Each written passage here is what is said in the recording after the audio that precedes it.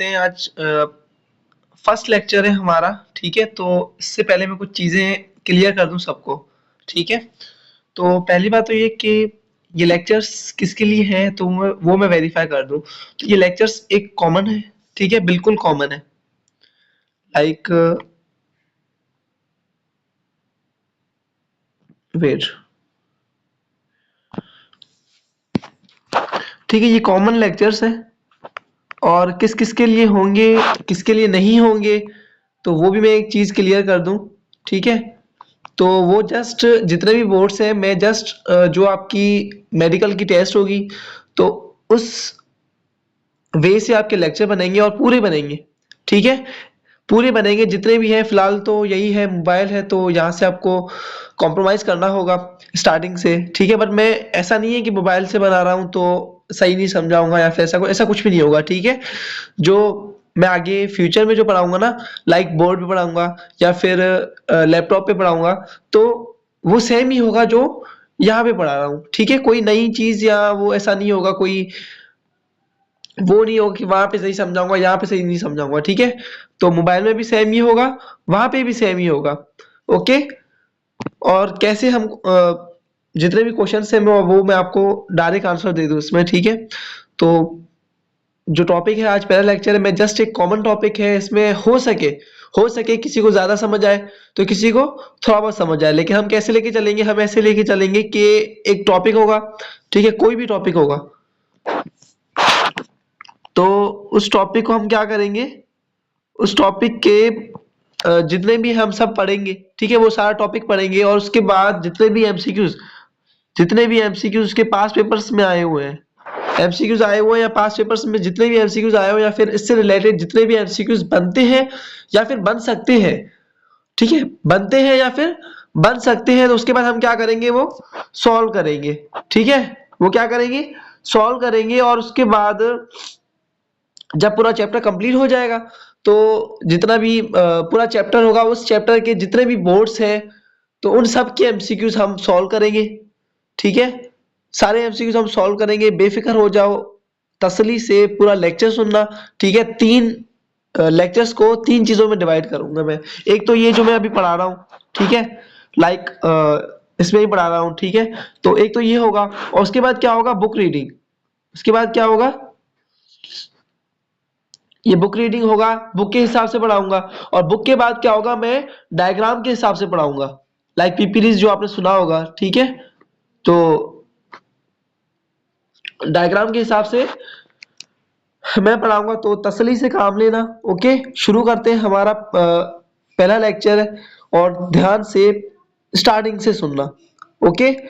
उसके बाद देखेंगे क्या मैं इस लेक्चर को वो लेके चलूंगा, सीक्वेंस वाइज लेके चलूंगा, नहीं। जिसमें आपको ज्यादा प्रॉब्लम होती हो, आप जस्ट मुझे वो बता देना, तो मैं वही लेक्चर बनाऊंगा। ऐसा नहीं है कि अभी मैं ये पढ़ा रहा हूँ, बायोमॉलिक्यूल्स पढ़ा रहा हूँ, तो मैं बायोमॉलिक्यूल्स पढ़ाऊंगा, उसके बाद कोई और चैप्टर नहीं पढ़ाऊंगा, या फिर सेल पढ़ाऊंगा तो कोई और चैप्टर नहीं पढ़ाऊंगा, ऐसा नहीं होगा, ठीक है? तो जो आपको मुश्किल लगे वो आप मुझे बता देना, मैं लेक्चर्स बना लूंगा, ओके?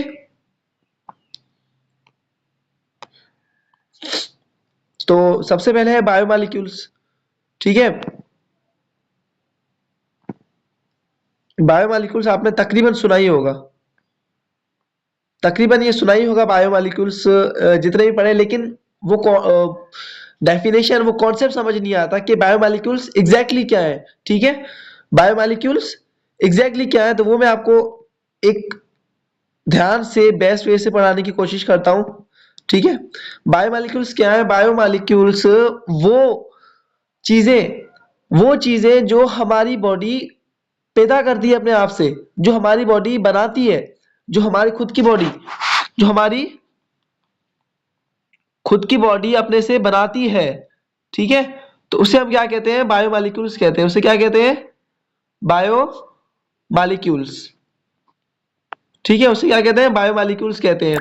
तो अब जो डेफिनेशन वो लिखी है हमने, उस पर थोड़ा ध्यान दें, ठीक है? Molecules which are formed by living organisms, मतलब वो मॉलिक्यूल्स जो किसी जानदार से बने, किसी जानदार से बने, उससे हम कहते हैं बायोमॉलिक्यूल्स। बायो मींस लाइफ, जिंदा, ठीक है? मॉलिक्यूल्स मतलब जो भी जितने भी मॉलिक्यूल्स बनते हैं, ठीक है, तो वो आपने केमिस्ट्री में सुना ही होगा, मॉलिक्यूल नाम तो सुना ही होगा, ठीक है। तो वो मॉलिक्यूल्स जो हमारी लिविंग ऑर्गेनिज्म्स अपने आप से बनाती है, उसे हम कहते हैं बायोमॉलिक्यूल्स। अब उसमें क्या क्या आ जाता है, उसमें उसमें अब क्या क्या आ जाता है,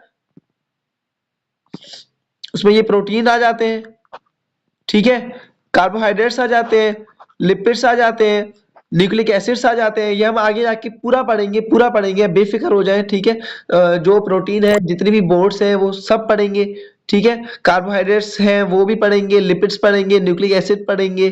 तो बी पेशेंट, ओके। अब बायोमॉलिक्यूल्स तो आपने देख लिया, ठीक है, मतलब वो मॉलिक्यूल्स जो हमारी बॉडी से बनते हैं, जो लिविंग ऑर्गेनिज्म से बनते हैं, उसे हम कहते हैं बायो मॉलिक्यूल्स कहते हैं उसे। अब है बायोकेमिस्ट्री। अब बायोमॉलिक्यूल्स जैसा ही आपने बायोकेमिस्ट्री सुना ही होगा, ठीक है।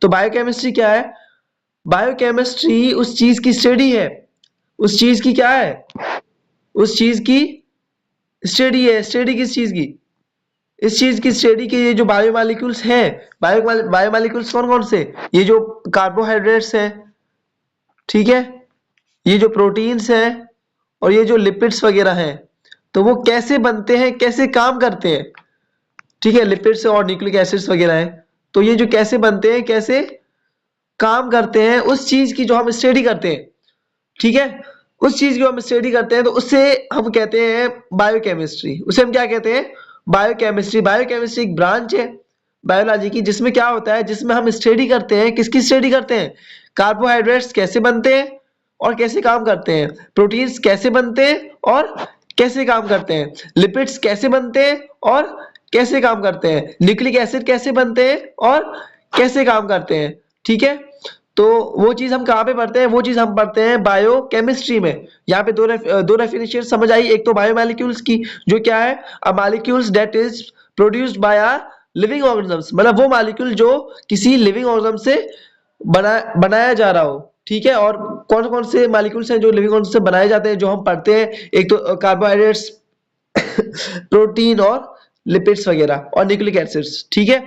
और उसके बाद है बायोकेमिस्ट्री, वो क्या है कि ये जो मॉलिक्यूल्स जो जितने भी बन रहे हैं, वो कैसे बन रहे हैं और उसका काम क्या है, कैसे काम कर रहे हैं, वो सारा काम वो हम कहाँ पे पढ़ते हैं, वो पढ़ते हैं बायोकेमिस्ट्री में। लेकिन आज का हमारा टॉपिक जस्ट कार्बोहाइड्रेट्स ही है, तो कोई और टॉपिक नहीं है, ठीक है। कार्बोहाइड्रेट्स से आज हमारा टॉपिक है और वही हम पढ़ेंगे, ओके। अच्छा, तो कार्बोहाइड्रेट्स हम पढ़ रहे हैं, ठीक है। तो कार्बोहाइड्रेट्स क्या है, कार्बन, हाइड्रोजन एंड ऑक्सीजन, मतलब कोई ऐसा मॉलिक्यूल जिसमें क्या हो, कार्बन हो, हाइड्रोजन हो और ऑक्सीजन हो। अब ये सेम चीज आप लिपिड में भी देखेंगे, तो वहां पे हमें कैसे पता चलेगा कि कोई कंपाउंड कार्बोहाइड्रेट है या फिर लिपिड है, तो उसकी हम आगे पढ़ेंगे, ठीक है। जब लिपिड पढ़ेंगे और कार्बोहाइड्रेट इसके बाद जो पढ़ाऊंगा ना, तो वहां पे बताऊंगा कि कैसे पता चलेगा कि कोई चीज कार्बोहाइड्रेट्स है, लिपिड्स है। क्योंकि देखो, लिपिड में कार्बन, हाइड्रोजन और ऑक्सीजन लिपिड में भी होते हैं और कार्बोहाइड्रेट में भी होते हैं, तो हमें तो पता चलना चाहिए ना, पता होना चाहिए लाजमी कि कौन सा कार्बोहाइड्रेट है, कौन सा लिपिड है।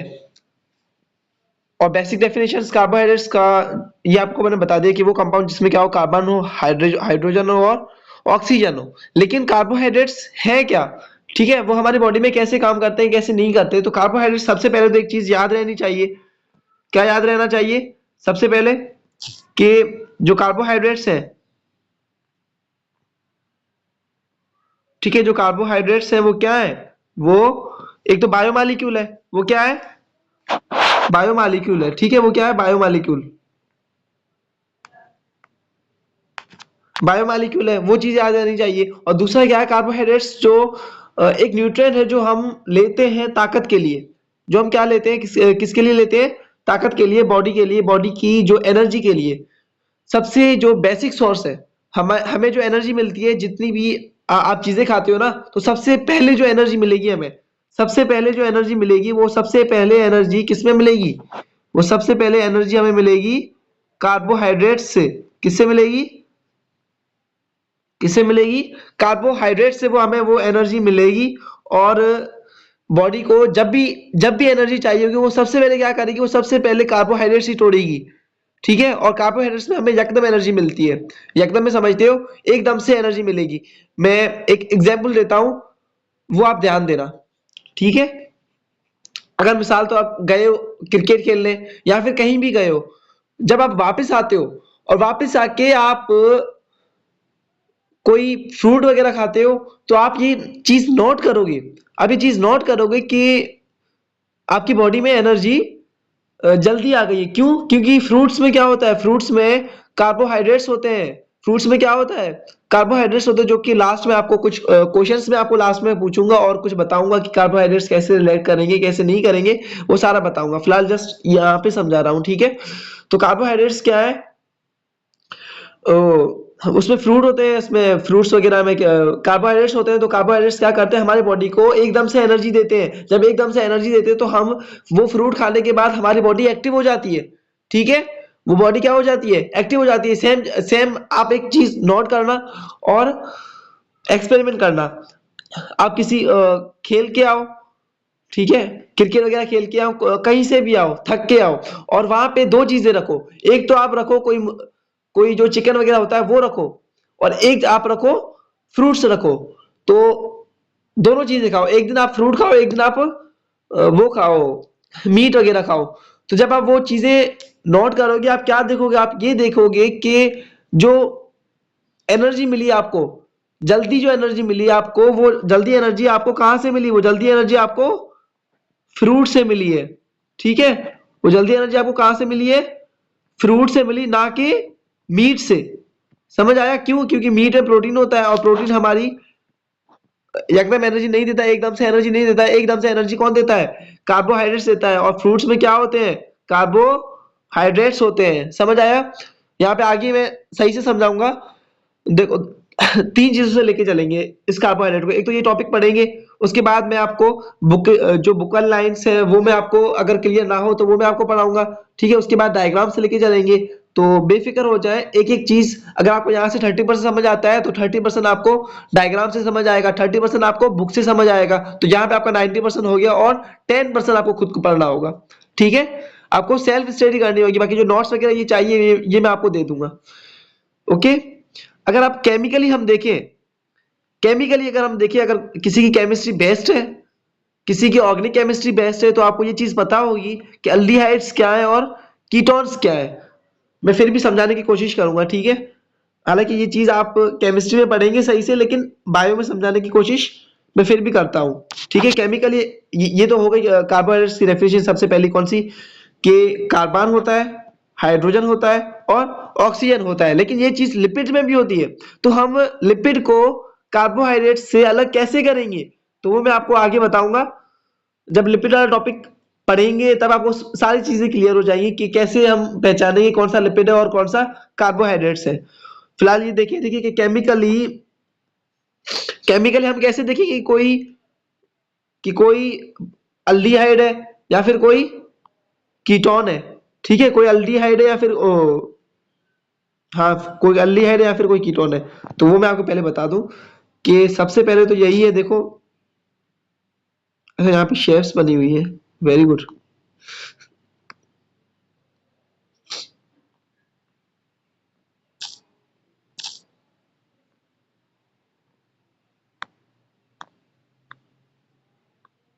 पॉलीहाइड्रोक्सी केमिकल, अगर आप डेफिनेशन देखेंगे तो या तो वो पॉलीहाइड्रोक्सी अल्डिहाइड होगा, या वो क्या होगा, कीटोन होगा, ठीक है। यहाँ पे मैं आपको,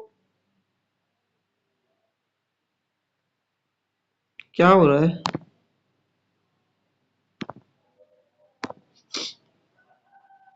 अब वो कैसे होगा और कीटोन कैसे होगा। जब भी आप देखो सी के साथ HO मिला हो, कार्बन के साथ हाइड्रोजन और ऑक्सीजन मिला हो, तो वो चीज हमेशा क्या होगी, वो चीज हमेशा होगी अल्डिहाइड। वो क्या होगी, अल्डिहाइड।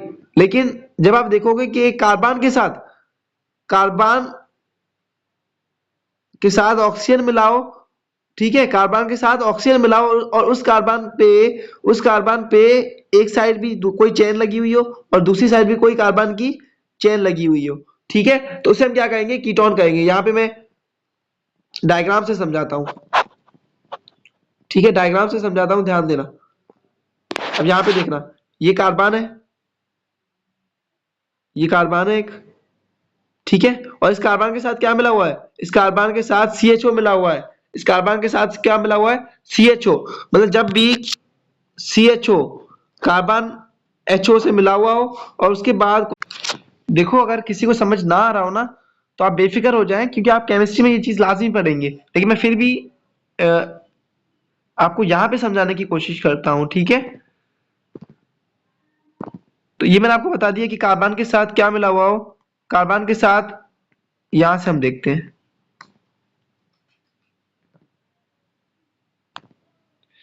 जब CHO कार्बन के साथ हाइड्रोजन और ऑक्सीजन, ये चीज तो मिली हो, ठीक है। CHO के साथ जब भी कोई कार्बन की चेन हो, जब भी कोई कार्बन की चेन हो तो वो क्या होगा, वो अल्डिहाइड होगा। और यहाँ पे क्या है कि कार्बन और ऑक्सीजन मिले हुए और उसके बाद क्या हो, दोनों साइड से कार्बन की चेन हो, यहां से भी कार्बन की चेन हो, यहां से भी कार्बन की चेन हो। यहाँ पे आपको देखो, ये देखो CHO लिखा हुआ है, ठीक है, ये लिखा हुआ है CHO, ये लिखा हुआ है, और इसके साथ क्या हुआ है, पूरी चेन लगी हुई है, ये देखो पूरी चेन लगी हुई है। तो यहाँ पे ये क्या होगा, ये अल्डिहाइड होगा, ये क्या होगा, ठीक है। अगर आपको इसमें कोई प्रॉब्लम हो तो हम इसके बाद वो कर सकते हैं, ठीक है। हैंड वाली कोई वीडियो में बना सकता हूँ, कॉपी भी बना सकता हूँ, तो उस पर कोई इश्यू वाली बात नहीं है, ठीक है। ये तो जस्ट पहला ही लेक्चर है, तो आपको भी कॉम्प्रोमाइज करना होगा, मुझे भी करना होगा, ठीक है, क्योंकि मुझे देखना पड़ेगा कि आपको समझ आ रहा है या फिर नहीं, उसके हिसाब से हम आगे लेके चलेंगे, ठीक है। तो ये तो हो गया, केमिकली क्या होगा, पॉलीहाइड्रोक्सी। अच्छा, पॉलीहाइड्रोक्सी मैंने नहीं समझाया है ना। पॉलीहाइड्रोक्सी क्या होता है, पॉलीहाइड्रोक्सी क्या होगा, एक कार्बन होगा, ठीक है, एक कार्बन होगा, उसके साथ क्या मिले होंगे, हर कार्बन के साथ OH मिले होंगे, हर कार्बन के साथ OH मिले होंगे, तो उसे कहते हैं पॉलीहाइड्रोक्सी। हाइड्रोक्सी मतलब OH, हाइड्रोक्सी मतलब OH, और पोली मतलब बहुत, तो मतलब उसमें बहुत सारे OH होंगे, बहुत सारे क्या होंगे, OH होंगे, तो वो चीज हमेशा कार्बोहाइड्रेट होगी, वो क्या होगी, कार्बोहाइड्रेट। जहां पे भी आप ये दो चीजें देखें, या तो अल्डिहाइड देखें या फिर क्या देखें, कीटोन देखिए, और उसके बाद आप देखिए कि बहुत सारे OH लगे हुए हैं, ये देखो, ये OH लगा हुआ है, ये OH लगा हुआ है, ये OH लगा हुआ है, तो वो किसकी निशानी होगी, वो होगी कार्बोहाइड्रेट्स की निशानी, ठीक है। अगर किसी केमिस्ट्री बेस्ट है तो वो ये चीज समझ रहा होगा, ओके। लेकिन फिर भी हम आगे जो टॉपिक्स है अगर मिले तो मैं आपको फिर से आगे समझाऊंगा, ठीक है। ये मैं बाद में पढ़ाता हूँ, फ्रक्टोज और ग्लूकोज। अच्छा, अब है इसको हम क्या कहते हैं, कार्बोहाइड्रेट्स को हम क्या कहते हैं, कार्बोहाइड्रेट्स को हम कहते हैं सैकराइड्स। क्या कहते हैं, सैकराइड्स कहते हैं, ठीक है, CH, सैकराइड्स कहते हैं, या सैकराइड्स, सैकराइड्स या फिर शुगर भी कहते हैं। शुगर क्यों कहते हैं, तो जितने भी तकरीबन कार्बोहाइड्रेट्स होते हैं, जितने भी कार्बोहाइड्रेट्स होते हैं, ठीक है, वो क्या होते हैं, वो स्वीट होते हैं। उसका जो टेस्ट होता है वो टेस्ट कैसा होता है, स्वीट होता है, ठीक है, समझ आया। मतलब उसके लिए कार्बोहाइड्रेट्स को हम एक और भी नाम दे सकते हैं, और वो कौन सा नाम दे सकते हैं, सैकराइड्स या फिर शुगर, ओके।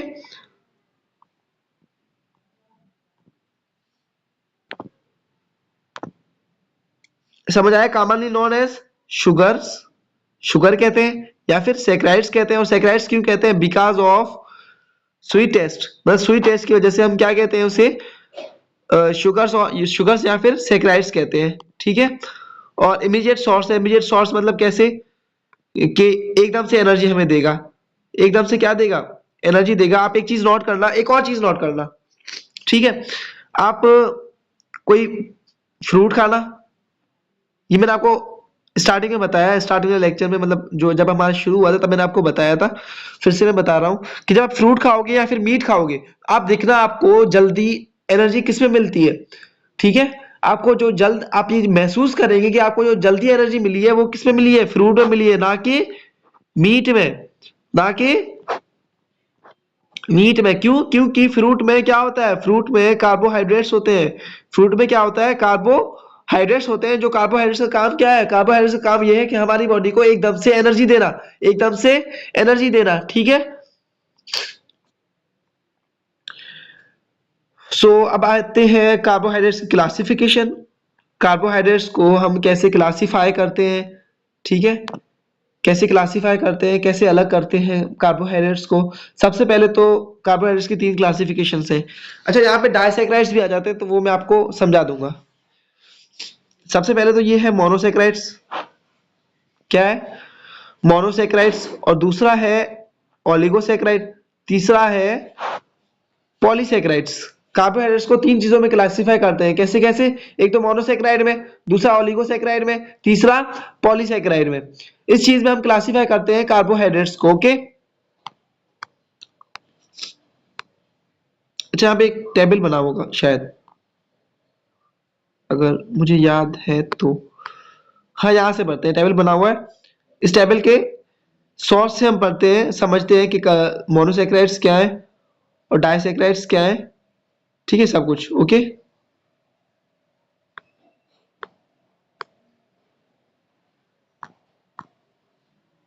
अच्छा, ये मैं इससे पढ़ा रहा हूँ, ठीक है, उससे नहीं हो पा रहा, हॉरिजेंटल से डायरेक्ट पढ़ा रहा हूँ, ठीक है।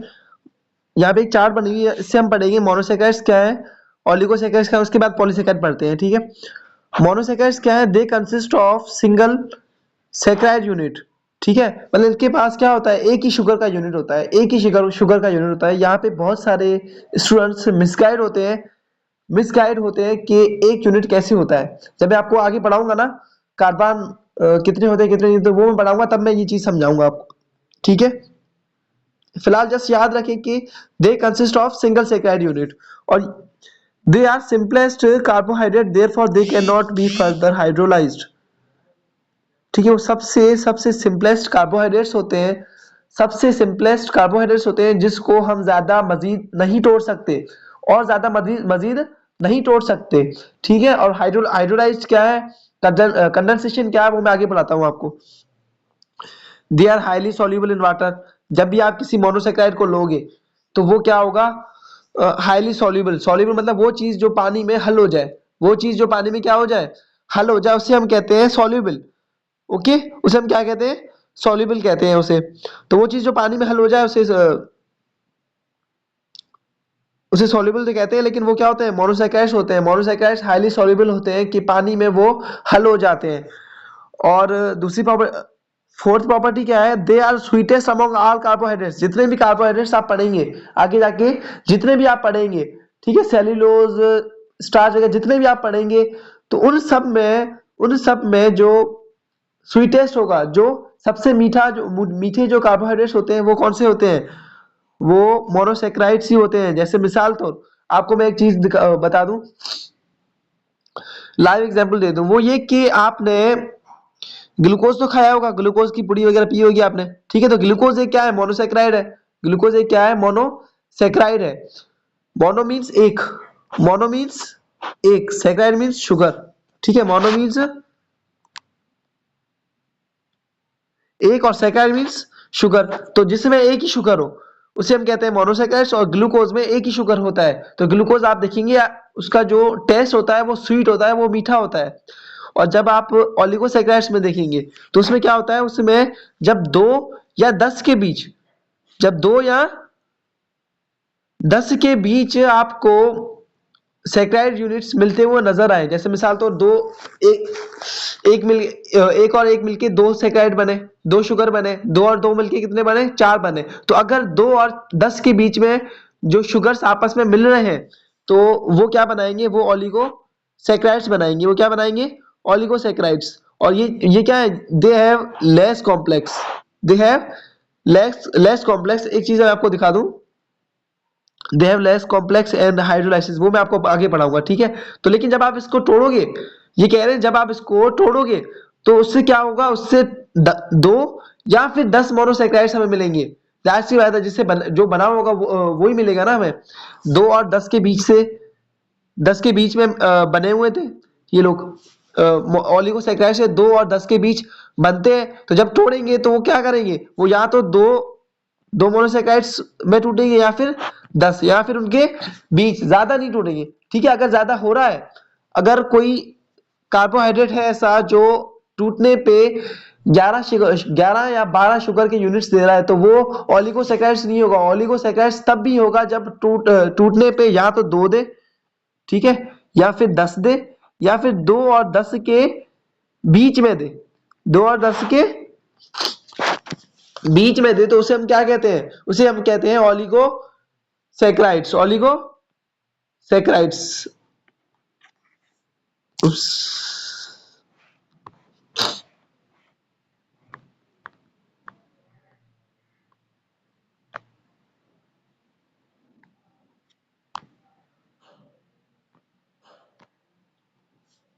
अबे polysaccharides they are composed of more than 10 saccharide units. अगर 10 से ज्यादा हो जाए, ठीक है, अगर 10 से ज्यादा हो जाए तो वो क्या होगा, वो पॉलीसैकेराइड होगा।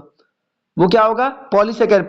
पॉली मींस बहुत, ठीक है, बीच में का टाइपिंग की बातें ला रहा हूं, ठीक है। तो पॉली मींस बहुत ज्यादा, मैनी, ठीक है, और सैकेराइड मींस वैसे भी शुगर है, तो जिसमें शुगर ज्यादा हो, 10 से ज्यादा, उसे हम कहते हैं पॉलीसैकेराइड्स। और उसमें क्या होगा, जब 10 से ज्यादा हो जाएंगे तो वो क्या हो जाएगा, हाईली कॉम्प्लेक्स हो जाएगा।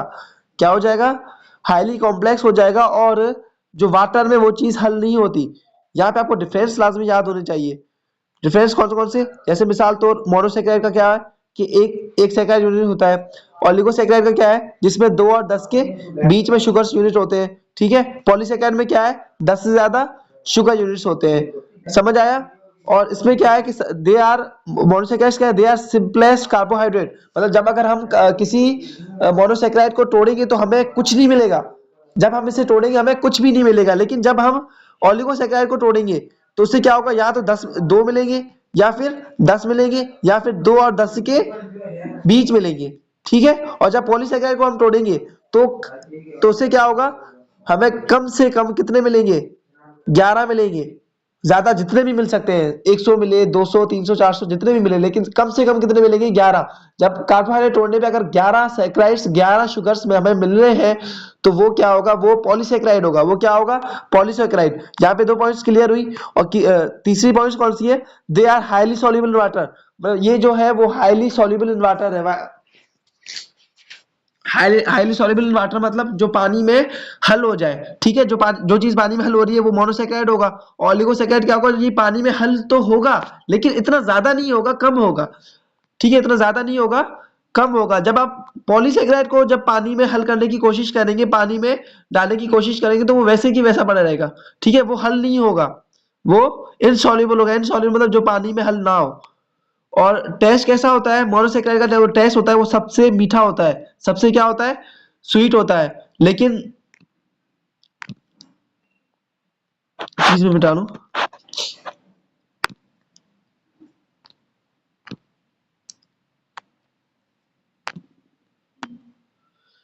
लेकिन जो ओलिगोसैकेराइड का जो टेस्ट होगा वो क्या होगा, वो इतना मीठा नहीं होगा, नॉर्मल होगा। और जो पॉलीसैकेराइड का जो आप टेस्ट देखेंगे तो वो टेस्टलेस होते हैं, उसका कोई भी टेस्ट नहीं होता, उसका कोई भी टेस्ट नहीं होता। आगे जब आप पढ़ेंगे मोनोसैकेराइड, ओलिगोसैकेराइड, पॉलीसैकेराइड, जब इसके एग्जांपल्स आपको मैं बताऊंगा तो वहां पे आप खुद एक चीज नोट करोगे कि कार्बोहाइड्रेट्स जो मोनोसैकेराइड अगर आपने खाए तो वो क्या होगा, फुल स्वीट होगा, मीठा होगा। जब ओलिगोसैकेराइड खाए तो वो मीठा नहीं होगा। जब पॉलीसैकेराइड खाए तो वो बिल्कुल भी मीठा नहीं होगा, ठीक है। अब यहाँ पे कुछ डेफिनेशंस है, वो हाइड्रोलाइसिस।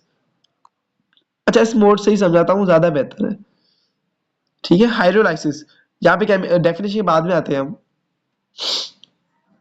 सबसे पहले तो यहाँ पे एक कॉन्सेप्ट समझ लेते हैं, ठीक है। हाइड्रो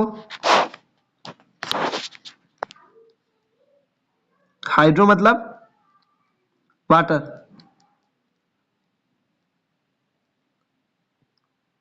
हाइड्रो मतलब वाटर, वाटर मतलब पानी, ठीक है। लाइसिस मतलब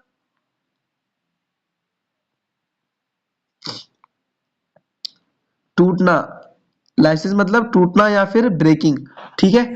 अब यहाँ पे पानी का टूटना नहीं हो रहा, यहाँ पे क्या होगा, कोई ऐसी चीज जो हम तोड़े, कोई ऐसी चीज जो हम तोड़े किसकी हेल्प से, वाटर की हेल्प से। किसकी हेल्प से, वाटर की हेल्प से, तो उसे हम कहते हैं हाइड्रोलाइसिस। उसे हम कहते हैं हाइड्रोलाइसिस। जैसे मिसाल तो मैं दो एग्जांपल्स आपको बता रहा हूं, वो ध्यान देना, वहां पे आप समझ जाएंगे हाइड्रोलाइसिस क्या है, ठीक है। जो जो डेफिनेशन लिखी है वो हम बाद में देखते हैं। तो अगर हम कोई चीज खा रहे हैं, जैसे मिसाल दो खाना खा रहे हैं, तो अब वो खाना क्या होगा, वो खाना आहिस्ता आहिस्ता हमारी बॉडी में टूटेगा। क्या वो खाना डायरेक्ट टूटेगा? कभी नहीं टूटेगा। आप एक चीज नोट करोगे, आप पानी ना पियो 4 घंटे, 5 घंटे, 6 घंटे आप पानी ना पियो, और आप उसके बाद पानी पिए बिना आप क्या करो, खाना खाओ, तो वो खाना क्या आप खा पाओगे? नहीं खा पाओगे। क्यों? क्योंकि वहां पे जो टूटना होगा वो सही नहीं होगा, क्योंकि जो खाने को जो तोड़ता है वो कौन तोड़ता है? वो पानी ही हेल्प करती है कि वो खाने खाने तोड़ने में हेल्प कौन करता है? पानी करता है। लेकिन वो पानी आपने पिया ही नहीं है, तो कहां से खाना टूटेगा? आपकी बॉडी से, आपके ईसोफेगस से खाना जाएगा भी नहीं। ठीक है, तो मतलब किसी चीज का टूटना, किसी भी चीज का टूटना जिसमें क्या हो, वो भी किसकी हेल्प से?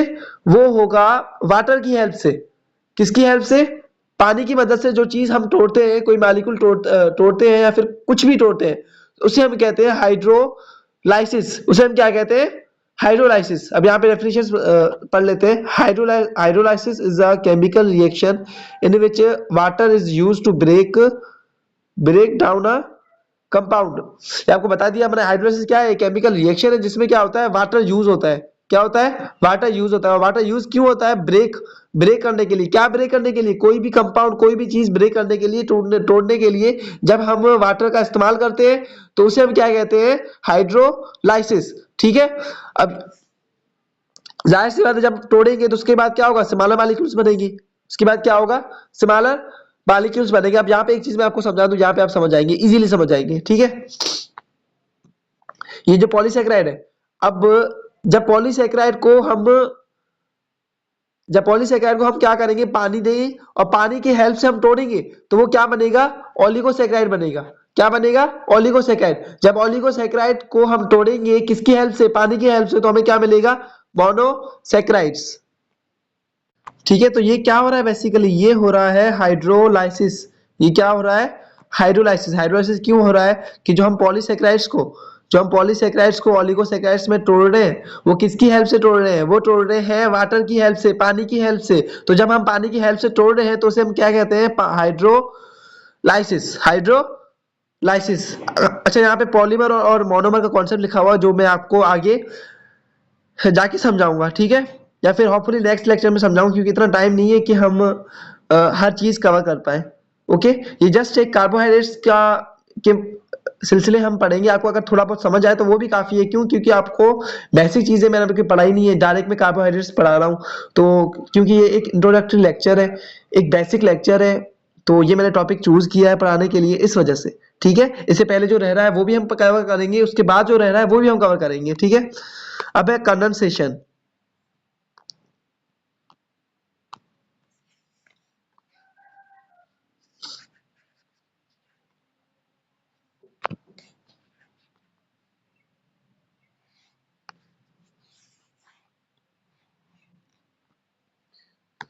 अब कंडेंसेशन में क्या होगा? कंडेंसेशन बिल्कुल क्या है? उल्टा है। क्या है? किसका उल्टा है? किसका? हाइड्रोलाइसिस का। अगर हाइड्रोलाइसिस में अगर हाइड्रोलाइसिस में कोई चीज टूट रही थी, अगर हाइड्रोलाइसिस में कोई चीज टूट रही, तो यहाँ पे क्या होगा? यहाँ पे वो चीज बनेगी। यहाँ पे वो चीज यहाँ पे वो चीज बनेगी। ठीक है, ये फुल मतलब जो आप पढ़ रहे हैं ना हाइड्रोलाइसिस के लिए, बिल्कुल उसका उल्टा कर दे कंडेंसेशन। कंडेंसेशन में क्या हो रहा था? कोई चीज टूट रही थी। ठीक है, कोई चीज टूट रही थी, लेकिन यहाँ पे क्या होगा? बनेगी कोई चीज।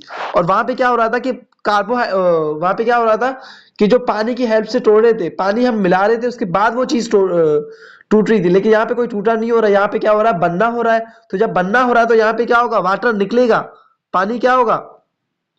निकलेगा। मतलब अगर आपको एक डेफिनेशन समझ आई तो आपको खुद ब खुद दूसरी डेफिनेशन समझ आ जाएगी। अगर आपको हाइड्रोलाइसिस समझ आ गया तो आपको कंडेंसेशन समझ आ जाएगा। अगर कंडेंसेशन समझ आ गया तो आपको हाइड्रोलाइसिस समझ आ जाएगा। ठीक है, हाइड्रोलाइसिस में क्या होता था कि कोई बड़ी चीज टूट रही थी। किसमें टूट रही थी? छोटी चीज में। जैसे आपको मैंने बताया ना, पॉलीसेकेराइड जो टूट रहा था, जब तोड़ेंगे तो ओलिगोसेकेराइड बनेगा। तो वो जो बड़ी चीज छोटी चीज में टूट रही थी, लेकिन किसकी हेल्प से? वाटर की हेल्प से टूट रही थी, तो उसे हम कहते हैं हाइड्रोलाइसिस। लेकिन कंडेंसेशन क्या है? कंडेंसेशन बिल्कुल उसका उल्टा है। उल्टा कैसे? उल्टा ऐसे कि यहाँ पे वो चीज टूटेगी नहीं, कोई चीज बनेगी, कोई चीज बनेगी। और हाइड्रोलाइसिस में क्या हो रहा था कि वाटर ऐड हो रहा था, वाटर मिला रहे थे, उसके बाद टूट रहा था। लेकिन यहाँ पे नहीं होगा। यहाँ पे क्या होगा? वाटर बाहर निकलेगा। यहाँ पे वाटर क्या होगा, बाहर,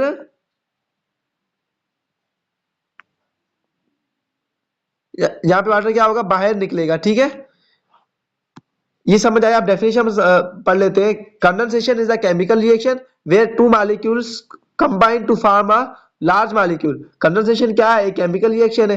क्या है, एक केमिकल रिएक्शन है। और उस केमिकल रिएक्शन में क्या होता है, वेयर टू मॉलिक्यूल्स, मतलब जब दो मॉलिक्यूल्स, ठीक है, दो मॉलिक्यूल्स कंबाइन टू फॉर्म, अच्छा यहाँ पे दो हो सकते हैं या फिर दो से ज्यादा भी हो सकते हैं। ठीक है, ऐसा नहीं कि सिर्फ और सिर्फ दो मॉलिक्यूल उसके बाद ही कंडेंसेशन होगा, नहीं। ठीक है, जितने भी हो, लेकिन वो चीज आपको जस्ट दो चीजें देखनी है, भले दो मॉलिक्यूल हो या फिर तीन मॉलिक्यूल हो या फिर चार मॉलिक्यूल, आपको क्या चीज देखनी है, आपको ये देखना है कि क्या कोई चीज बन रही है। अगर बन रही है तो क्या वाटर उसमें निकल रहा है। अगर वो चीज बन रही हो और वाटर निकल रहा है तो वहां पे क्या होगा, वो कंडेंसेशन होगा। क्या होगा, कंडेंसेशन। ठीक है, और हाइड्रोजन में क्या होता है, ठीक है, लार्ज मॉलिक्यूल बन रहा था, और वाटर के इसमें क्या होता है, कंडेंसेशन। कंडेंसेशन में वाटर रिलीज होता है। क्या होता है, वाटर रिलीज होता है। मतलब अगर आपको कंडेंसेशन की डेफिनेशन समझ आ गई, या फिर अगर आपको हाइड्रोलाइसिस की डेफिनेशन समझ आ गई, तो आपको दोनों डेफिनेशन समझ आ जाएंगी। कैसे, हाइड्रोलाइसिस बिल्कुल उल्टा है कंडेंसेशन का। हाइड्रोलाइसिस में क्या होता है, कोई चीज टूटती है, वाटर की हेल्प से कोई चीज टूटती है, कोई बड़ी चीज छोटी चीज में टूटती है वाटर की हेल्प से, तो वो है हाइड्रोलाइसिस। कंडेंसेशन क्या है, कंडेंसेशन किसी चीज का बनना है, और वो बनना कब होगा, जब वहां से पानी निकलेगा। वहां से पानी क्या होगा, निकलेगा, तो उससे हम कहते हैं कंडेंसेशन। अभी जो दो चीजें कर ली, हालांकि ये टॉपिक में नहीं थी कार्बोहाइड्रेट्स में, बट यहाँ पे आ गई, इस वजह से मैंने समझा दिया। ठीक है, अब है मोनोसेक्राइड इज अच्छा, स्टार्टिंग हम लोग करते हैं मोनोसेक्राइड से कि क्या मोनोसेक्राइड्स क्या है, क्या नहीं है, तो वो हम पढ़ते हैं। ठीक है, मोनो, सबसे पहले तो आप एक नाम में जाए। ठीक है, सबसे पहले तो आप एक नाम में जाके, mono means single, mono means single. किसी की अगर मैथ अच्छी हो तो आपने मैट्रिक में ये चीज पढ़ी होगी, मोनो, आपने ये चीज मैट्रिक में या फिर फिजिक्स में आपने पढ़ा होगा कि मोनो क्या है। ठीक है, पॉली क्या है, तो ये चीज आपने पढ़ी होगी। ओके, तो मोनोसेक्राइड्स क्या है, एक शुगर है, और उस शुगर का सबसे सिंपलेस्ट फॉर्म है, सबसे सिंपलेस्ट फॉर्म है, जो अगर आप उसको तोड़ने की कोशिश करो, मतलब अगर आप देखिए ना, तो जो पूरा कार्बोहाइड्रेट है, तो जितना भी कार्बोहाइड्रेट आप हम पढ़ते हैं, जितने भी कार्बोहाइड्रेट्स हम पढ़ते हैं, तो वो किससे बनते हैं, वो मोनोसेक्राइड से बनते हैं। वो किससे बनते हैं, मोनोसेक्राइड से बनते हैं। जितने जितने भी, जैसे मिसाल तौर आपने ये सेल का सुना होगा ना, कि हमारी बॉडी, पूरी बॉडी हमारी किससे बनी हुई है, सेल से बनी हुई है। मतलब हमारी चीज की स्टार्टिंग किससे हुई है, सेल से हुई है। तो सेम कार्बोहाइड्रेट्स की जो स्टार्टिंग हुई है, कार्बोहाइड्रेट्स की जो स्टार्टिंग हुई है, वो स्टार्टिंग कहाँ से हुई है, वो स्टार्टिंग हुई है मोनोसेक्राइड से। कहां से हुई है, मोनोसेक्राइड से। और अगर आप इस चीज को तोड़ेंगे तो आपको कुछ नहीं मिलेगा। ठीक है, जब आप इसको तोड़ेंगे तो आपको कुछ नहीं मिलेगा। अब इंग्लिश डेफिनेशन जो है वो हम देख लेते हैं, उसके बाद पढ़ते हैं। अब monosaccharide is the simplest form of sugar. जो मोनोसेक्राइड्स है वो सिंपलेस्ट फॉर्म है शुगर का। ठीक है, और बेसिक बिल्डिंग ब्लॉक है। बिल्डिंग ब्लॉक मतलब कार्बोहाइड्रेट्स जो बनते हैं वो किससे बनते हैं, मोनोसेक्राइड से। जो कार्बोहाइड्रेट्स की जो स्टार्टिंग होती है वो किससे होती है, मोनोसेक्राइड से होती है। ठीक है, it is a single sugar molecule. उसमें क्या है, सिर्फ और सिर्फ एक ही शुगर मॉलिक्यूल है, सिर्फ और सिर्फ एक ही शुगर मॉलिक्यूल है, that can not be broken down into smaller. मतलब अगर जब आपको उसको तोड़ने की कोशिश करेंगे तो वो टूटेगा नहीं, वो टूटेगा नहीं। अब यहाँ पे बहुत सारे स्टूडेंट्स कंफ्यूज होते हैं कि तीन कार्बन वाला कार्बोहाइड्रेट्स मोनोसेक्राइड है, चार कार्बन वाला है, पांच कार्बन वाला है, छह कार्बन वाला है, सात कार्बन वाला है। तो यहाँ पे ये कह रहे हैं कि ये सिंगल कैसे हुआ, क्योंकि यहाँ पे तो कार्बन तीन है, एक में चार है, एक में पांच है, एक में छह है, एक में सात है, तो यहाँ पे ये सिंगल कैसे हुआ। तो वो एक मिसगाइडेड टॉपिक में आपको समझा दूं। ठीक है, जो चीज आपको क्लियर नहीं होती वो मैं सही से समझा दूं। पहले यहाँ पे एग्जांपल्स देख ले कि मोनोसेक्राइड्स में क्या क्या होते हैं। ग्लूकोज, इसका मतलब ग्लूकोज अगर इसका मतलब ग्लूकोज अगर मोनोसेक्राइड है, तो जब हम ग्लूकोज को तोड़ेंगे क्या हमें कुछ मिलेगा, मिलेगा कुछ नहीं मिलेगा, कुछ भी नहीं मिलेगा। क्यों, क्योंकि ग्लूकोज एक मोनोसेक्राइड है, और मोनोसेक्राइड की डेफिनेशन क्या है कि जब हम उसी चीज को तोड़े तो हमें कुछ भी ना मिले, हमें कुछ भी ना मिले। ठीक है, और दूसरी मोनोसेक्राइड की डेफिनेशन क्या थी, दूसरी मोनोसेक्राइड की डेफिनेशन थी कि वो मीठा होगा। जब आप ग्लूकोज को खाएंगे तो वो मीठा होगा, फ्रक्टोज को खाएंगे तो वो भी मीठा होगा, गैलेक्टोज को खाएंगे तो वो भी मीठा होगा। ये समझ आया? जब आप इसको तोड़ेंगे तो आपको कुछ भी नहीं मिलेगा। क्यों नहीं मिलेगा? क्योंकि ये तीनों क्या है, मोनोसैकेराइड्स है। और मोनोसैकेराइड्स हम पढ़ के आए हैं कि मोनोसैकेराइड्स जब हम तोड़ते हैं तो हमें उससे कुछ भी नहीं मिलता। ओके, अच्छा ये मिटाऊं, ठीक है। तो यहाँ पे ये जो कॉन्सेप्ट है कार्बन का, अब यहाँ पे ये कह रहे हैं कि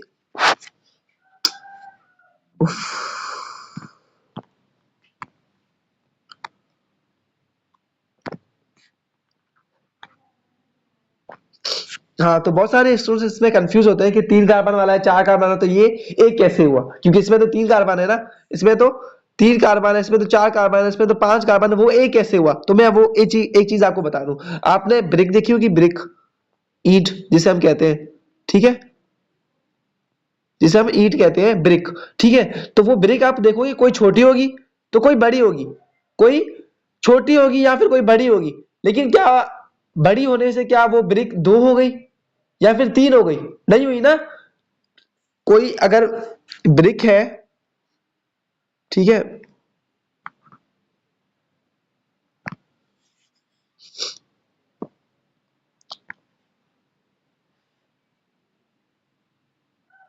कोई ब्रिक है जो इतनी है, ठीक है, कोई ब्रिक है जो इतनी है, और कोई दूसरी ब्रिक है जो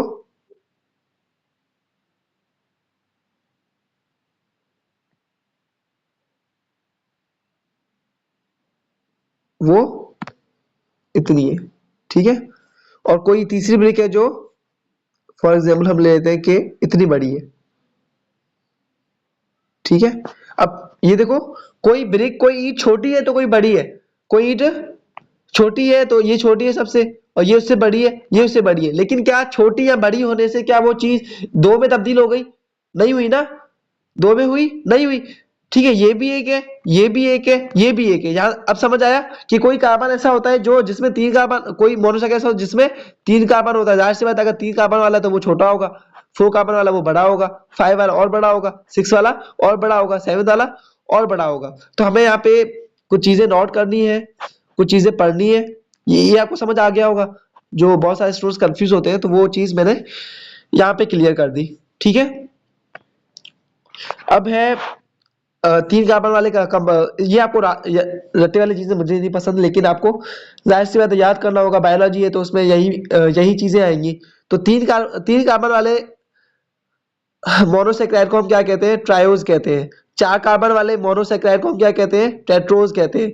5 कार्बन वाले मोनोसेक्राइड को हम क्या कहते हैं? पेंटोज कहते हैं। 6 कार्बन वाले मोनोसेक्राइड को हम क्या कहते हैं? हेक्सोज कहते हैं। 7 कार्बन वाले मोनोसेक्राइड को हम क्या कहते हैं? हेप्टोज कहते हैं। लेकिन आपको यहाँ पे 2 चीजें लाजमी फिलहाल याद रखनी है, उसके बाद आप जब आगे पढ़ेंगे, ठीक है, जब मैं आपको आगे पढ़ाऊंगा तो वो क्लियर करता जाऊंगा सारी चीजें।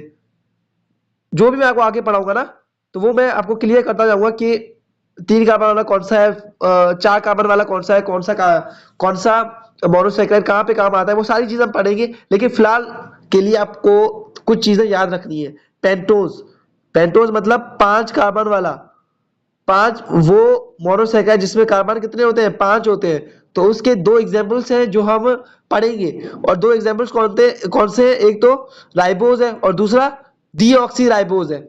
एक तो राइबोज है, दूसरा डीऑक्सी, मतलब इसमें भी 5 कार्बन होंगे और इसमें भी 5 कार्बन होंगे। लेकिन फर्क क्या होगा? फर्क यहाँ पे नाम पे आप देख लें, डीऑक्सी, डीऑक्सी मतलब एक ऑक्सी, डी मतलब कम, डी मतलब कम, एक ऑक्सीजन कम, ठीक है। ऑक्सी मतलब ऑक्सीजन, जब एक ऑक्सीजन इससे कम होगा राइबोज से, ठीक है, एक ऑक्सीजन क्या होगा? कम होगा। वो हम आगे पढ़ेंगे, ठीक है, आप बेफिक्र हो जाए, आगे पढ़ेंगे हम, ठीक है। तो ये टॉपिक हम यहां तक ही रखेंगे, उसके बाद देखेंगे कि आपको समझ आ रहा है या नहीं, और उसके बाद हम लेक्चर्स को लेके चलेंगे कि क्या करना है क्या नहीं करना। तो सबसे पहले मैं एक चीज समझा दूं कि मैं बहुत ही ज्यादा आहिस्ते पढ़ाऊंगा, बहुत ही ज्यादा। एक टॉपिक को हो सके एक टॉपिक को आधा घंटा लग जाए या फिर 1 घंटा लग जाए या फिर 2 घंटे भी लग सकते हैं, ठीक है। चीजें बिल्कुल मैं आहिस्ता पढ़ेंगे, आप बेफिक्र हो जाए। चीजें आपकी टेस्ट होगी, उस टेस्ट से कवर, जो भी आपकी टेस्ट होगी, ठीक है, जो भी मेडिकल की आपकी टेस्ट होगी, उस मेडिकल टेस्ट से पहले ही हम जितना भी सिलेबस है, जितने भी टॉपिक्स हैं, जितने भी चैप्टर्स हैं, वो सारे कवर कर लेंगे, ठीक है। यहाँ पे सिलेबस कोशिश करना सिलेबस के हिसाब से ना चलना, ठीक है, जो जितने भी टॉपिक्स मैं पढ़ा रहा हूँ वो सारे आप ध्यान देना, होपफुली जितने भी बायोलॉजी में मार्क्स है वो आप फुल गेन करेंगे। और उसके बाद अगर इतना टाइम मिला मुझे तो मैं इंग्लिश के लेक्चर्स अपलोड कर दूंगा। ठीक है, मतलब अगर 80 अगर आप देखेंगे, ठीक है, 80 अगर आपके बायो के मार्क्स है, 20 आपके इंग्लिश के मार्क्स है, तो आपके 100 मार्क्स मेरे चैनल से यहाँ से इजीली आ जाएंगे। ठीक है, अगर आप ध्यान से देखें और ध्यान से यहाँ पे एक चीज मत जाना कि मैं मोबाइल से बना रहा हूँ या फिर मैं कॉपी में पढ़ा रहा हूँ या फिर मैं लैपटॉप में पढ़ा रहा हूँ, वो चीज में ना जाना। जो मैं बोल रहा हूँ, ठीक है, जो चीज यहाँ पे पढ़ाई जा रही है सिर्फ उस चीज में ध्यान दें, क्योंकि जाहिर सी बात है अब ये चीज तो डिफाइन नहीं करेगी ना कि मोबाइल में सही पढ़ा जाएगा या फिर लैपटॉप में सही पढ़ाया जाएगा या फिर किसी और चीज में सही पढ़ाया जाएगा। ओके, ये एक्सक्यूजेस एक हद तक ठीक है लेकिन ज्यादा नहीं। ओके, पढ़ने वाले यहां से भी पढ़ सकते हैं। ओके, तो बस let's back to the topic, इतना ही हम कवर करते हैं, दो चीजें रही पड़ी है। हाँ, एक बुक में एक हमेशा लाइन होती है जो बहुत सारे स्टूडेंट्स को समझ नहीं आती वो लाइन। ठीक है, वो कौन सी होती है? All monosaccharides have hydroxyl group. Hydroxyl group आपको मैंने बता दिया। ठीक है, हाइड्रोक्सल ग्रुप मतलब OH। हाइड्रोक्सल ग्रुप मतलब OH, मतलब जितने भी मोनोसैकेराइड्स है सबके कार्बन पे क्या होगा? सबके कार्बन पे क्या होगा? हाइड्रोक्सल ग्रुप होगा। लेकिन एक कार्बन पे हाइड्रोक्सल ग्रुप नहीं होगा। एक कार्बन ऐसा होगा जिसमें OH का ग्रुप नहीं होगा, OH का ग्रुप नहीं होगा। अच्छा, वहां पे मैंने कीटोन और फ्रक्टोज और ग्लूकोज मैंने नहीं पढ़ा कि फ्रक्टोज कीटोन है या एल्डिहाइड है, वो हम नेक्स्ट लेक्चर में पढ़ेंगे। ठीक है, फिलहाल तो जस्ट ये बेसिक है, तो आपको यहाँ से थोड़ी बहुत चीजें कवर ओवरव्यू हो जाएगा कि क्या क्या पढ़ना होगा क्या नहीं पढ़ना होगा। हम सारे टॉपिक्स पढ़ेंगे, एक एक टॉपिक पढ़ेंगे, बेफिक्र हो जाए। ठीक है, तो यहाँ पे समझा दूं, जितने भी मोनोसैकेराइड्स हैं उसके कार्बन में हाइड्रोक्सल ग्रुप होंगे, OH के ग्रुप होंगे, लेकिन एक में नहीं होगा। और जिसमें नहीं होता ना उस कार्बन को हम क्या कहते हैं? एनोमेरिक कार्बन कहते हैं। उस कार्बन को हम क्या कहते हैं? Anomeric carbon. अब यहाँ पे मैं समझा दूं, डायग्राम के हिसाब से समझा दूं। ठीक है, वेट,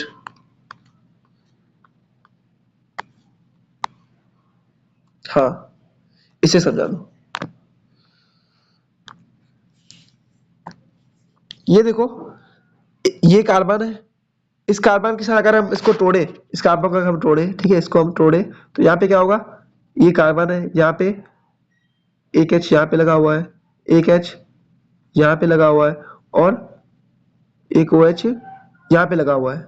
ठीक है, तो ये देखो ये कार्बन है, यहाँ पे OH लगा हुआ है, लगा हुआ है, यहाँ पे OH लगा हुआ है, लगा हुआ है, यहाँ पे OH लगा हुआ है, लगा हुआ है, यहाँ पे OH लगा हुआ है, लगा हुआ है, यहाँ पे OH लगा हुआ है, लगा हुआ है। लेकिन एक ऐसा कार्बन है जहाँ पे OH नहीं लगा हुआ।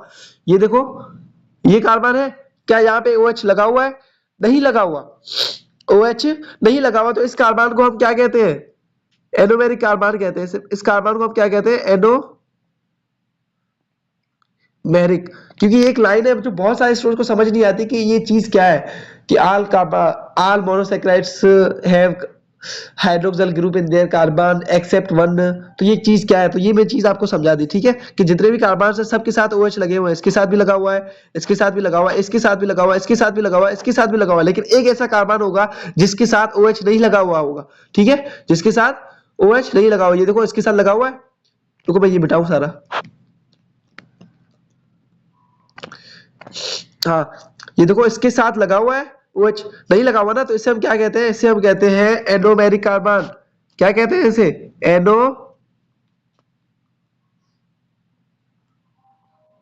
एनोमेरिक कार्बन कहते हैं। ठीक है, अब हाँ इस पे हम देख ले, रुको मैं ये मिटाऊं सारा।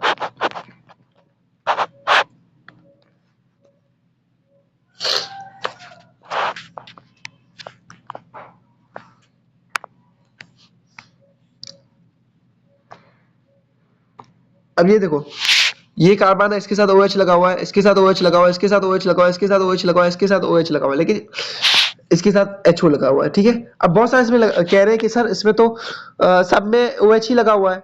ठीक है, तो ये चीज अगर हम तोड़ेंगे, इस पूरे स्ट्रक्चर अगर मैं आपको तोड़ के दिखाऊं सही से, अगर मैं तोड़ के दिखाऊं सही से, तो ये ऐसे बनेगा कुछ। ये कार्बन आया, ये कार्बन आया, ये एक और कार्बन आया, ये एक और कार्बन आया, कितने हुए? 3 4।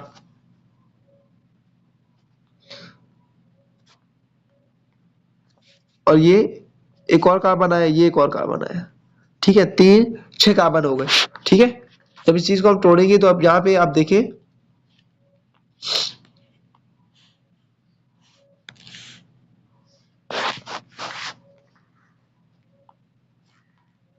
हाँ अब सही समझ आएगा,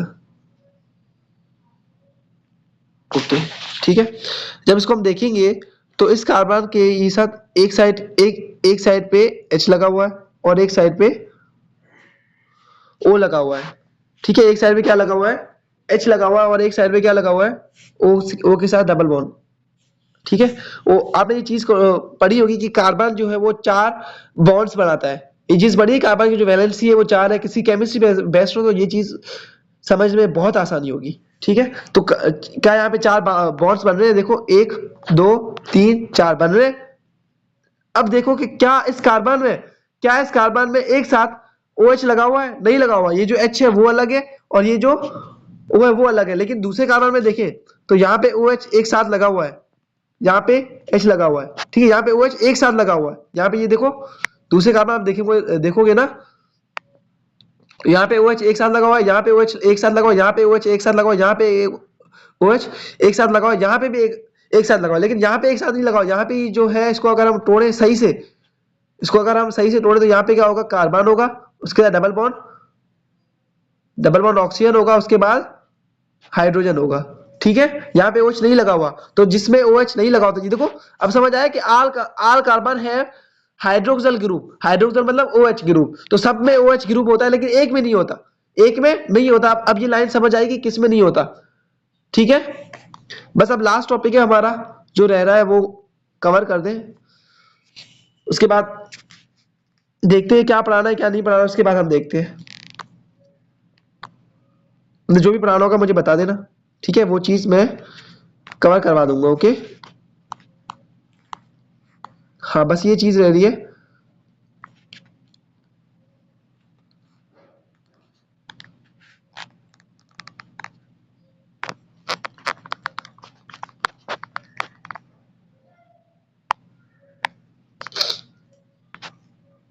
हाँ ये चीज एक रह रही है, ठीक है।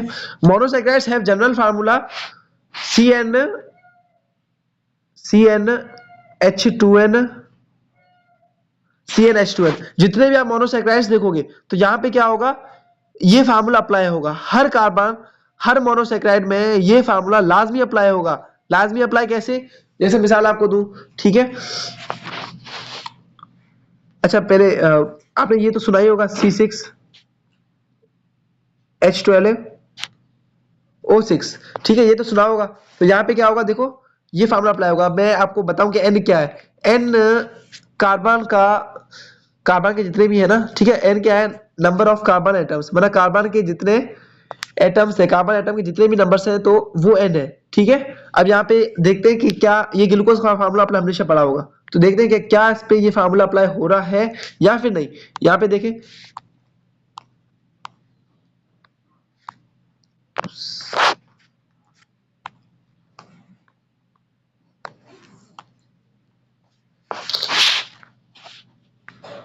हाँ यहाँ पे देखें, ठीक है।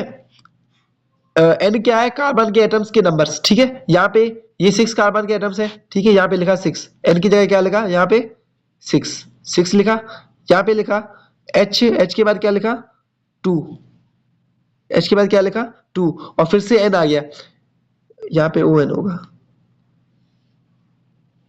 CnH2NON, ठीक है। यहाँ पे 2 के बाद क्या आ रहा है, N की जगह क्या, कार्बन के एटम्स कितने हैं 6 है, ठीक है।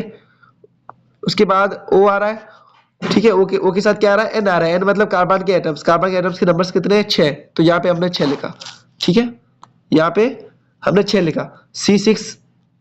C6 आया एज इट इज, H 2 6 कितने हुए 12, ठीक है। O6, ये देखो फार्मूला अप्लाई हो रहा है, यहाँ पे फार्मूला यहाँ पे अप्लाई हो रहा है। अगर मैं आपको कहूं एक चीज, जो अगर मैं आपको कहूं,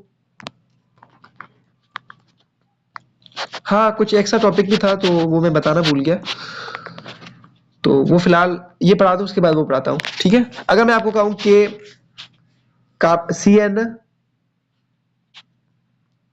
H2NON, ठीक है। अगर मैं आपको यहाँ पे कहूँ कि अगर ये n की जगह अगर हम 2 लिखे, ठीक है, n की जगह 2 लिखे तो यहाँ पे C2 आ जाएगा। H2 into 2 कितने, यहाँ पे n की जगह 2 लिखे, ठीक है, और 2 यहाँ पे 2 लिखे ना n की जगह, तो 2 into 2 कितने हो जाएंगे, 4 हो जाएंगे।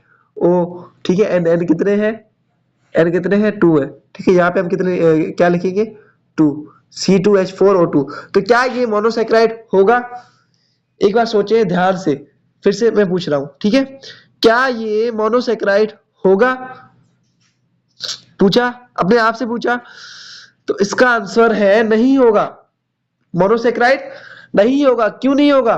क्योंकि यहाँ पे आपने एक चीज पढ़ी होगी, यहाँ पे मैंने आपको ऊपर पढ़ाया था। क्या पढ़ाया था ऊपर मैंने आपको? कि कार्बन की जो स्टार्टिंग हो रही है, कहाँ पे पढ़ाया था पता है? ओके लेट मी सी, कहाँ, हाँ ये रहा, ठीक है। जो मोनोसेक्राइड की स्टार्टिंग हो रही है वो यहां से स्टार्टिंग हो रही है, 3 कार्बन से ही स्टार्टिंग हो रही है। मैं सबसे जो छोटा होगा मोनोसेक्राइड, वो सबसे छोटा, जैसे ईंट बनाई थी ना, सबसे छोटी जो ईंट होगी, तो वो कौन सी होगी, वो 3 कार्बन की होगी। जब 3 कार्बन की होगी, क्या यहाँ पे 2 कार्बन लगेंगे? लगेंगे 2 कार्बन? नहीं लगेंगे, तो ये गलत होगा, ठीक है। अगर यहाँ पे हम लिखेंगे CnH2n ON, अगर यहाँ पे लिखे n की जगह 3 लिखे, C3 आया, ठीक है, H2 एज इट इज, ठीक है, और फिर n की जगह क्या लिखेंगे, 3 लिखेंगे, ठीक है, O की जगह क्या लिखेंगे, 3 लिखेंगे, C3H2 into 3 कितने हुए, 6, C3H6O3। तो ये कार्बोहाइड्रेट होगा, ये मोनोसेक्राइड होगा। तो मोनोसेक्राइड जितने भी आप देखेंगे उसका फार्मूला यही होगा, ठीक है। आप समझ आए कि ग्लूकोज का फार्मूला, ये तो आप समझ आ गया होगा कि ग्लूकोज जो है वो मोनोसेक्राइड है, ये तो आपको मैंने बता दिया, ठीक है। तो ये जो मोनोसेक्राइड है, तो ये इसका फार्मूला C6H12O6 क्यों है, ये समझ आया अब क्यों है? क्योंकि इसका जो ये एक मोनोसेक्राइड है, ये क्या है, मोनो, ये एक मोनोसेक्राइड, और मोनोसेक्राइड का फार्मूला क्या होता है, CnH2nOn। अच्छा, यहाँ पे थोड़ा बहुत ही समझ आ गया, वो भी काफी है, क्योंकि कार्बोहाइड्रेट्स एक बहुत बड़ा टॉपिक है। ये जो जस्ट मैंने आपको एक इंट्रोडक्शन पढ़ाया, जिसमें तकरीबन मेरे ख्याल से ये लेक्चर 1 घंटे से ज्यादा हो चुका होगा, ठीक है। तो इतने भी 1 घंटे से ज्यादा होगा, सोचो आगे क्या होगा। इस वजह से यहां तक ही रख रहे हैं हम, ओके। हाँ, एक चीज और, वो ये कि जब आप कहीं पे जाते हो, डॉक्टर को दिखाने जाते हो, ठीक है, कहीं भी अगर आप डॉक्टर को दिखाने जाते हो, जब आप उसको दिखाने जाते हो, तो वहां पे वो डॉक्टर आपको क्या करता है, ग्लूकोज की ड्रिप लगाता है।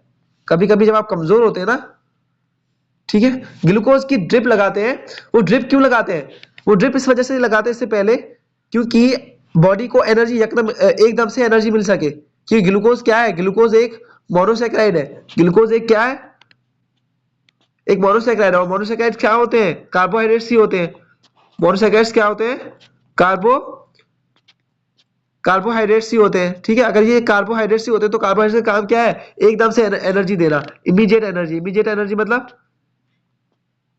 एकदम से एनर्जी देना। एकदम से एनर्जी देना किसका काम है, ग्लूकोज का। समझ आया? इस वजह से ग्लूकोज की ड्रिप्स लगती है, और कार्बोहाइड्रेट्स का, इस वजह से कार्बोहाइड्रेट्स ग्लूकोज की ड्रिप्स लगती है। अब ग्लूकोज क्या है, फ्रक्टोज क्या है, क्या फर्क है, क्या नहीं है, वो सारी चीजें आगे वाले लेक्चर्स में हम पढ़ेंगे, सब कुछ कवर करेंगे, एक एक चीज कवर करेंगे, ठीक है। ऐसा नहीं है कि टॉपिक को बीच में छोड़े, या फिर ऐसा हो कि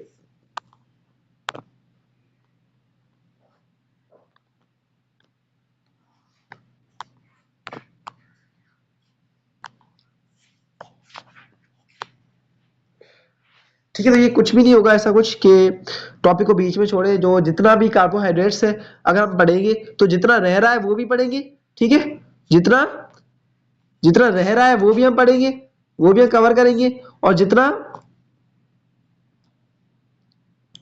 अच्छा मैं एक और स्लाइड पे जाता हूँ और सब चीजें सही से समझाता हूँ, ठीक है, यहां से समझाता हूँ।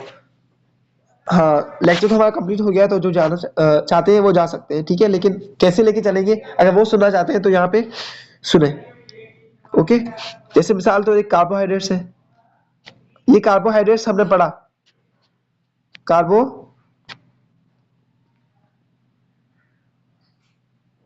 कार्बोहाइड्रेट्स हमने पढ़ा, तो अब कार्बोहाइड्रेट्स जितना भी पढ़ा वो क्या करेंगे, उस कार्बोहाइड्रेट्स के जितने भी पास्ट पेपर आए, जितने भी क्या आए पास्ट पेपर, जितने भी पास्ट पेपर में सवाल आए हैं वो सारे सॉल्व करेंगे, ठीक है।